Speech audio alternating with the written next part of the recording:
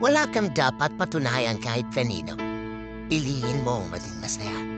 Masyadong limitado ang oras mo sa mundo. Dapat enjoyin mo. Kung ayaw nila sa'yo, problema nila yon. Huwag masyadong itali ang sarili sa mga pressures ng buhay.